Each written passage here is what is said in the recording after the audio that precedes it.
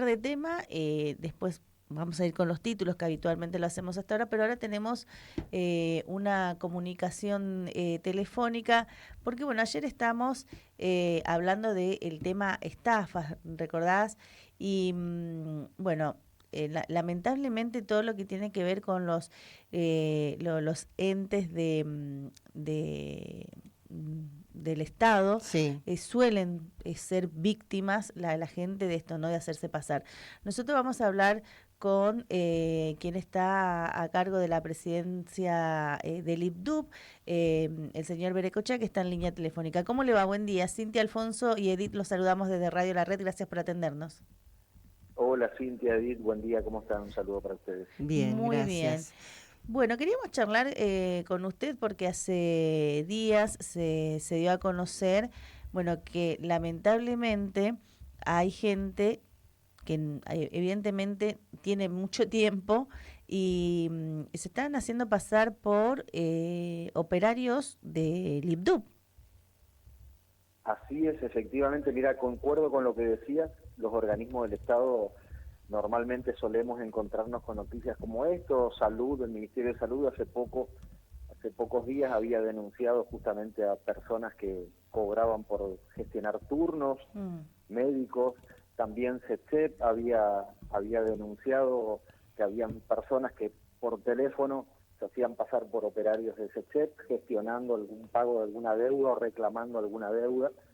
Bueno, en el Instituto de Viviendas no somos ajenos lamentablemente a esta situación. Afortunadamente son muy escasos las situaciones en donde ocurre esto, pero sigue ocurriendo todavía. Por eso cada tanto nosotros publicamos en todos los medios que el Instituto de Viviendas no tiene gestores, que las inscripciones son absolutamente gratuitas, que son 100% online, que se lo realiza desde la comodidad del celular, desde una computadora, que si una familia no tiene a lo mejor la familiaridad con las cuestiones tecnológicas, bueno, se puede acercar hasta el municipio. Nosotros estamos haciendo un trabajo coordinado con los municipios para que justamente también los asesoren. Había ocurrido una situación en Charata de una publicación de un flyer que había circulado a través de WhatsApp, en donde se cobraba 10.000 pesos por la inscripción a una operatoria de viviendas. En ese flyer en particular no se mencionaba al Instituto Provincial de la Vivienda, no se mencionaba a operatorias de viviendas nuestras, por eso no pudimos realizar la denuncia correspondiente. De todos modos, hicimos las investigaciones, averiguamos el nombre y apellido de la señora que estaba cobrando por esta inscripción, y lo que hicimos fue alertar a la población de Charata, y aprovechamos para distribuirla en toda la provincia, esta noticia de que el Instituto de Viviendas no cobra por inscripción de viviendas, que es absolutamente gratuito, que ingresan a la página de iblu.chaco.gov.ar, y allí van a encontrar en las pestañas de mi inscripción, se los va a trasladar al gobierno digital. Ahí descargan la aplicación del Instituto de Viviendas y se inscriben en un procedimiento absolutamente simple y sencillo de hacer. Berecoche, Edith lo saluda, buen día, ¿cómo le va? Hola, Bien, Edith, buen día. sí, usted acaba de decir que, bueno, son pocos los casos, pero eso no deja de ser preocupante, ¿verdad? Porque, Por como usted supuesto. también, la gente que quizás no domina demasiado la tecnología es la más afectada, así como las personas mayores. Entonces, más allá de que ustedes, como dijo también, están investigando, no existe la posibilidad remota de que haya también empleados infieles que quizás hagan de nexo con este tipo de personas. Mira, en este caso en particular no, porque nosotros lo que hicimos fue digitalizar todos los procesos administrativos del Instituto de Vivienda. Mm. Sabíamos que esta situación de familias que no tienen esa familiaridad con las aplicaciones tecnológicas iban a tener inconvenientes, pero por otro lado nosotros lo que buscábamos era justamente evitar que familias que viven lejos de Resistencia o lejos de Sáenz Peña, donde tenemos una delegación del organismo, necesariamente tengan que trasladarse hasta Sáenz Peña o hasta Resistencia para hacer un trámite que a lo mejor en 3 minutos en un celular se puede resolver. Digamos, un poco buscábamos eso. Por otro lado, también estamos en un proceso de despapelización del organismo, que ya lo hemos logrado prácticamente en su totalidad, pero siempre existe ese riesgo, por eso el trabajo coordinado con los municipios para que den asistencia justamente a esas familias que no tienen esa posibilidad de entender la tecnología, como por ahí nosotros lo entendemos, estamos más habituados a esto, pero lamentablemente siguen existiendo personas que se aprovechan justamente de la necesidad de muchas familias, por eso la alerta también permanente a las familias que ante una situación como esta, lo primero que deben hacer es avisar al organismo. Nosotros tenemos las líneas telefónicas en las redes oficiales del instituto, se comunican con nosotros y nosotros iniciamos la investigación. Claro.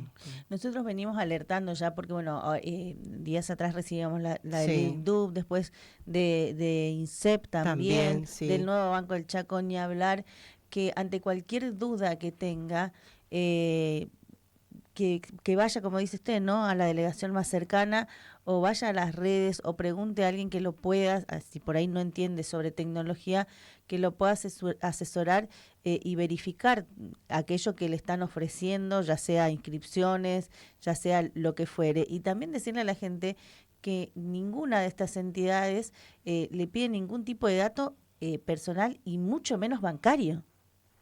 Pero por supuesto, ni claves, ni contraseñas, ni ningún tipo de información que sea sensible. Inclusive nosotros cuando enviamos equipos al interior a hacer recorridas por los barrios, o porque salimos a buscar alguna familia en particular, o porque estamos haciendo un relevamiento de información, porque estamos en un proceso de regularización dominial del barrio, nuestro personal siempre lleva una credencial que acredita que es justamente personal del Instituto de Vivienda. Entonces allí sí se le pide información, que nosotros ya la tenemos, pero es una forma de corroborar que quien está viviendo en la casa efectivamente es la familia que está registrada en el organismo como adjudicataria de la vivienda. La cuestión de las estafas no pasa solamente por la inscripción de las viviendas, sino también pasa por la venta irregular de viviendas sociales. Entonces, no solo alertamos respecto a que la inscripción es absolutamente gratuita y que es digital, sino que también alertamos hacia aquellas situaciones en donde alguien ofrece en venta una vivienda que fue construida por parte del Estado. Eso también es irregular y eso también tienen que denunciar al organismo. Una vez que nosotros nos ingresa la denuncia de un ofrecimiento de alguna vivienda, ya sea por Marketplace o de Facebook o Instagram, en donde se ofrecen estas viviendas, bueno, automáticamente iniciamos el proceso de recupero de esa vivienda, hacemos la investigación administrativa y llegado el caso, si hay que desadjudicar porque encontramos las pruebas de que esa vivienda se puso en venta, bueno, se procede a desadjudicar esa vivienda a esa familia y se entrega a otra familia que está esperando esa casa. Todo esto mientras la casa no sea propiedad. Por supuesto, siempre y cuando la vivienda no esté cancelada y no esté escriturada. Recuerden, yo lo repito siempre, lo que el Instituto de Viviendas en la realidad otorga a la familia es un crédito en la figura o en la forma de una vivienda, pero es un crédito el que se le otorga y ese crédito se devuelve al Instituto de Viviendas todos los meses pagando la cuota de su vivienda en el plazo que se acuerde con el organismo. Entonces, en la medida en que ese crédito no fue devuelto, no fue cancelado por la familia, o que la vivienda no esté escriturada, sigue todavía en posesión del Instituto de Viviendas, sigue siendo una vivienda del Estado, y en ese caso procedemos a recuperar y, por supuesto, otorgarla a otra familia que cumpla con los requisitos. Había una situación puntual que Cintia quería preguntarle con respecto a una persona, cambiando de tema, y ya que lo tenemos en línea, aprovechar para sacarnos esta duda, ¿no? Claro. De una persona que no cumplía con la cuota alimentaria y que fue... el tema de este hombre que fue denunciado por violencia de género por parte de su expareja, creo, y bueno, le sacaron la adjudicación y se la dieron justamente a esta mujer y a su hijita, ¿no? Que esto, bueno, es un... Son casos especiales. Claro, primero fue una condena firme por parte del Superior Tribunal de Justicia, ¿es así? Así es, así es, efectivamente, ante situaciones como esta, cuando existe algún delito que por supuesto tiene condena, bueno, el organismo procede de acuerdo a lo que está reglamentado. Y en ese caso lo que correspondía fue justamente lo que se había hecho, sacarlo del grupo familiar y adjudicarle la vivienda a la señora. O sea, pasa a nombre de ella. Exactamente, y se lo saca del grupo familiar a esta persona. Bien. ¿Esto ocurrió en Charata, puede ser? ¿O no? Sí, no tengo mucho detalle de ese caso, pero sí, efectivamente. Claro, no, por ahí también está bueno saber, no sé si en alguna otra ocasión ha ocurrido esto o esto marca un precedente, digamos, de lo que se puede llegar a hacer para aquellas personas violentas. No sé si será el mismo caso para aquellos que no cumplen la cuota alimentaria, que bueno, últimamente la justicia está haciendo mucho hincapié en esto, ¿no? Sí, muy estricto con ese tema. Exactamente, pero no sé si usted tiene conocimiento si esto pasó alguna vez o es la primera. Sí ha ocurrido, en este caso en particular, se judicializó una vez que existe una denuncia, por supuesto, de violencia de género, violencia familiar, y esto entra en el campo de la justicia. Nosotros tenemos que esperar a que la justicia tome una resolución respecto a esto, pero de todos modos sí ha ocurrido. En este caso en particular se había judicializado, pero hemos tenido situaciones similares en donde no llegó a la justicia, pero se resolvió aquí en el organismo de la misma manera. Uh-huh. Bueno, también está bueno tenerlo en cuenta por ahí para aquellas personas que sufren alguna situación violenta, ¿no? Y sobre todo si tienen hijos, ¿no? Sí. Sí, por supuesto.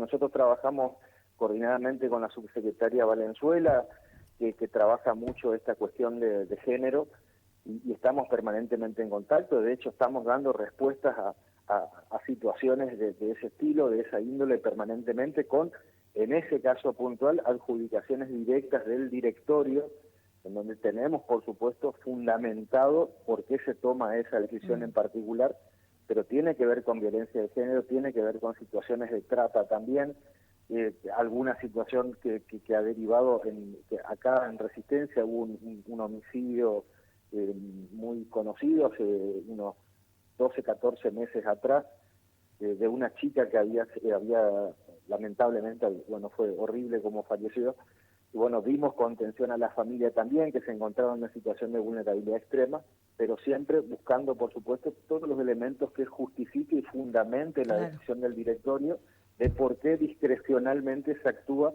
adjudicando una vivienda en ese caso. Claro, sí.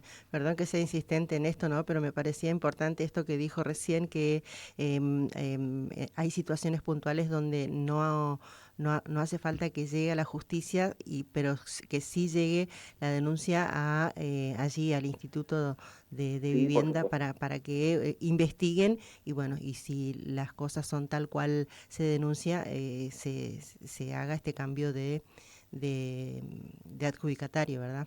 Así que bueno. Por supuesto, nosotros intervienen muchos profesionales en un tema como este, son temas muy sensibles.